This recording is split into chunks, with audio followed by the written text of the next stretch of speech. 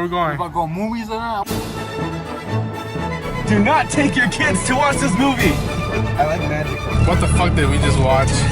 Half of the fucking movie is about the Joker.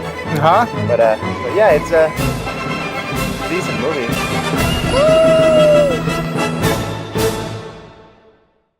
Hey guys, Running Unchained. Sorry I couldn't make an intro for this review, but I just got out of watching Free Fire.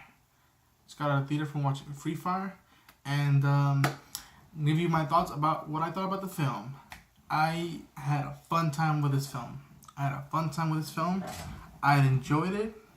There is some positives and negatives to this film, and but let's start off and see how I could describe it and sum it up for you in the best way. So Free Fire is directed by Ben Whitley and it is written by Amy Jump and Ben Whitley himself. It is of arms deal gone wrong. Arms deal gone wrong, and everyone has a gun and they're ready to have a shootout, and it's just mayhem goes wrong. And that's about it about the film. That it's exaggerated shootout film, and it stars Charlton Copley. I think I'm pronouncing his name right. Charlton Copley, Armie Hammer, Brie Larson, Cillian Murphy, and Jack Rayner. Now, to sum up the positive, I'm gonna start positive. Positives of the film are the actors. I had a fun time. The cinematography by Laurie Rose, style and time period that this takes place, which is mostly, I think, in the 70s. This film takes place. Let's start with the actors. Everyone, not a single actor in this film had a bad presentation or bad performance. No one had a bad performance. I think everyone did very well. From the co-stars, from Michael Smiley, from Babu Cisse, to Enzo Zeniti and Noah Taylor. They had great performances. Smiley as Frank, who is the co-friend of Cillian Murphy's character. Babu Cisse, who's also the co-friend of Charlton Copley's character. And Noah Taylor, who's one of the henchmen of one of the groups. They all had great performances, but the standouts are the stars and two of the which is odd that two of the side characters who, spoilers, infuse and start off this conflict of this arm deal that it's gone wrong, which is Jack Rayner and Sam Riley. Rayner plays Harry and Sam Riley plays Steve-O, which for a second I thought it was Steve from Jackass, but never mind. They stood out. I remember going into it being like, what's gonna incite this? It's someone not bringing enough ammo, someone short of money, and there's trust issues. No. The two henchmen of each perspective's groups, each of them did something prior to that night. They got in a fist fight, and they had a grudge. And when they meet each other in this meetup, all hell breaks loose, and they're at the bottom of each group's. They're henchmen who the main leaders don't give a crap about, and they started off, and throughout the whole film it was, F you this and go screw yourself that, and bang bang here, bang bang there. They were trying to kill each other, and it was awesome. Charlton Copley as Vernon. There's a reason why I'm a fan of his, from District 9, and I think he played Murdoch from the A-Team film.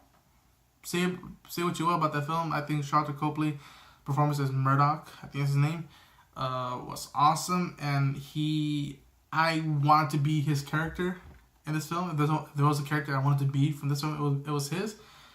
But yet, he was ridiculous. He was trying to show off. Mostly to Brie Larson, he tried to be in command, even though he he was mostly vulnerable the whole time, and but he was awesome, and he looked like he just got off the set of Miami Vice, which, if you've seen Miami Vice, pretty cool outfits that he has. Cool hair, and yeah, he did an awesome job. Army Hammer as Ord. Smooth talking guy who is keeping an eye on everybody, make sure the exchange between the group that Cillian Murphy runs and the group that Charlotte Copley runs come to meet. And when all hell breaks loose, he's sort of the one who's leaning over to like, okay, which group might I live throughout this whole shit house? Who might I live with? And he jumps around, and he had sounds weird. He had an awesome beer that I would love to have one day, but I can't. And he is an instigator, and he has one of the funniest lines, which is, "Hey, party my day," which I loved, and I cracked up about that.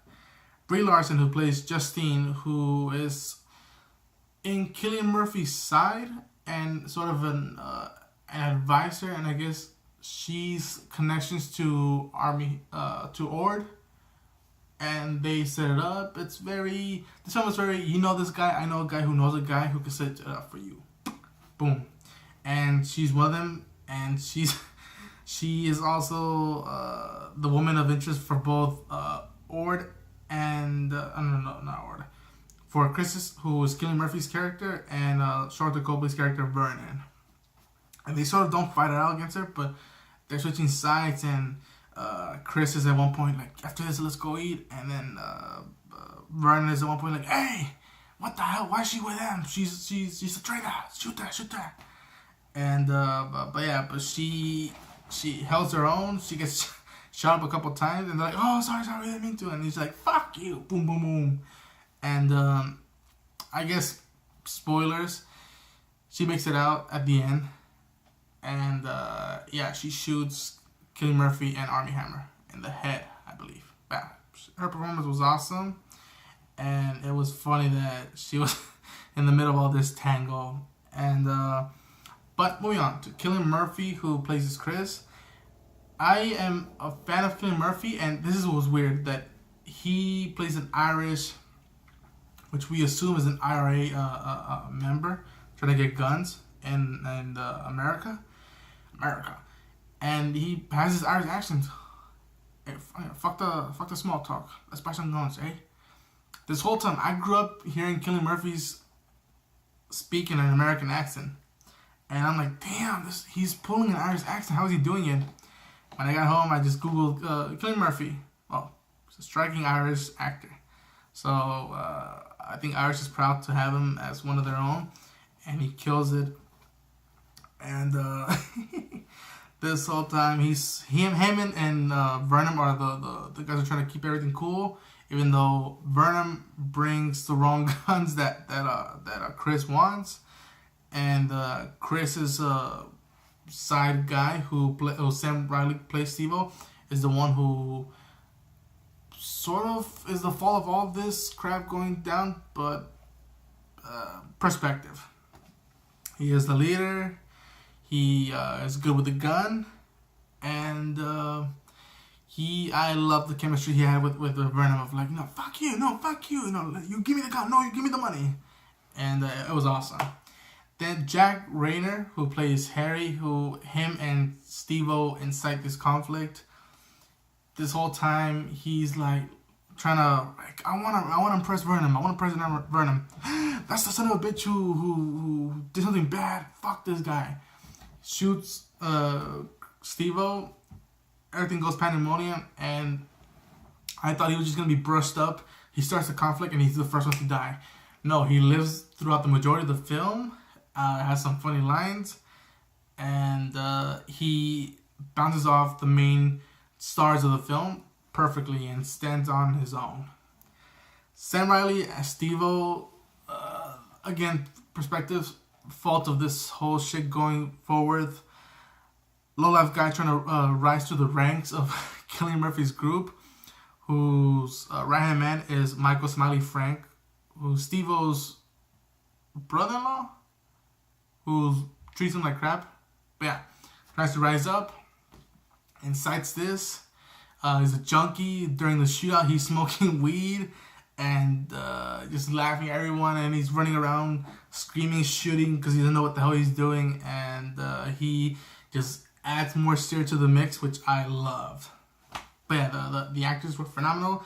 They had amazing chemistry they could bounce off, and I was like, oh, I'm having a ball. You know, this isn't a superhero movie or a franchise movie. This is just a small indie film with great actors who I never thought like, ooh, what if I had this dream film?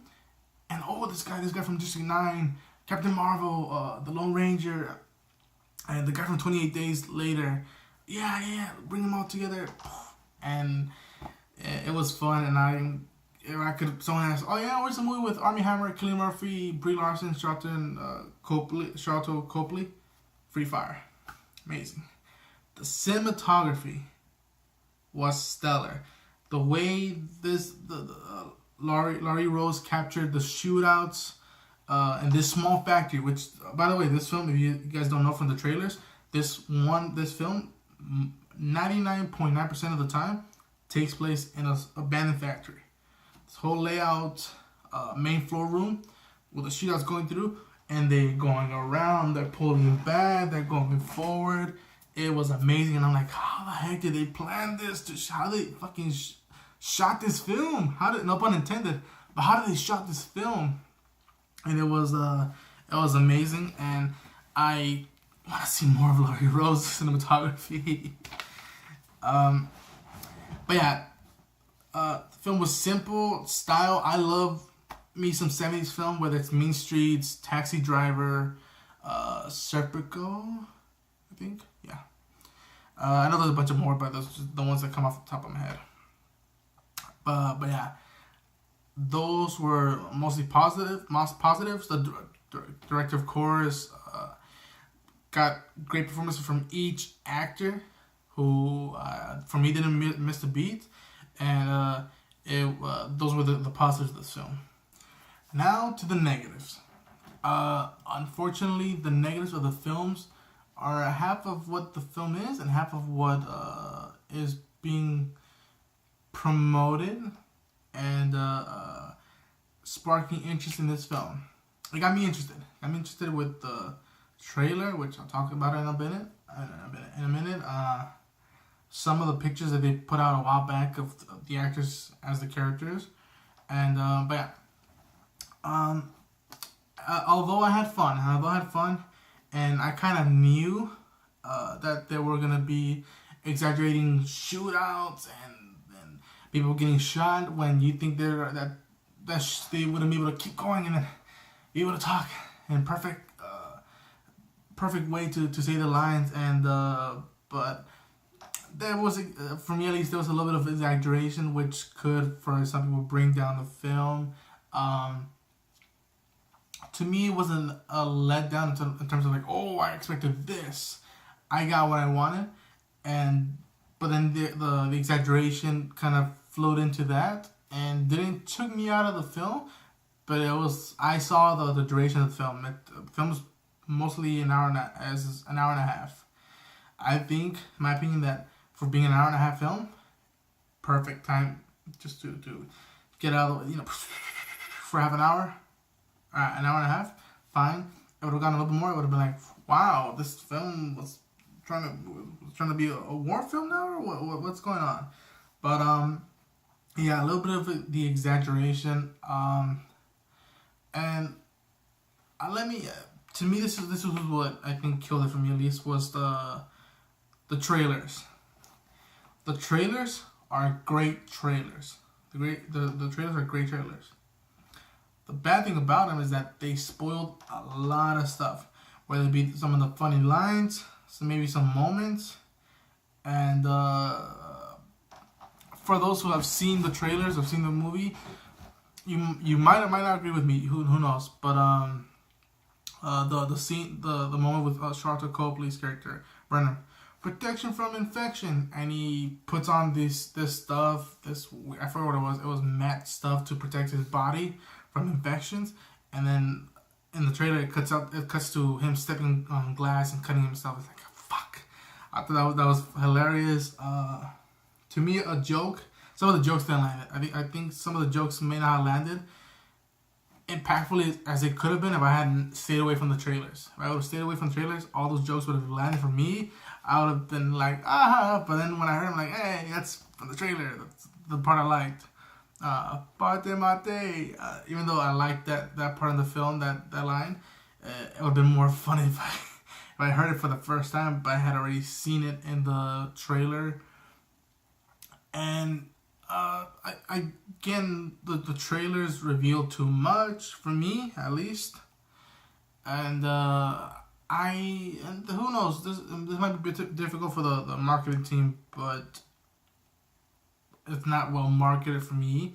I don't think it'll be a smash hit, and a lot of people are gonna go see it. Hopefully, as a fan of the story and the film, which I like the film and I had fun with it, and the director, I hope the film makes its money back a little bit extra, just to prove to the studio, hey, this director, even though he didn't win an Oscar or had a box office success, at least the studio could be like, you know what, this guy has potential, and he does have potential, and I would want to see more of his projects. But I don't think that this stuff is gonna attract a lot of people, and maybe even some people of my age who aren't necessarily fond of 70s films. So I'm not saying everyone of my age is not fond of it. There's some that aren't, and hopefully the ones that are fond of that style, this cast, and cinema in these films would go and support it.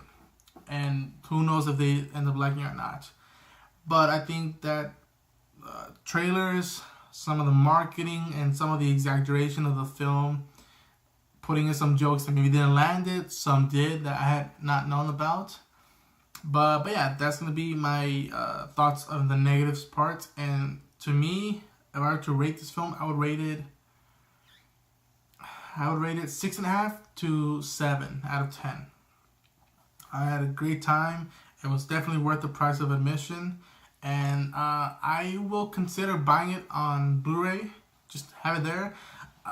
Some people might know that I'm into some films that some people might consider bad films, or not so good films, or potential films that landed very flat. I like Oblivion, the Tom Cruise movie. I own it on Blu-ray. Some people don't think it was just meh, touche, generic, who knows.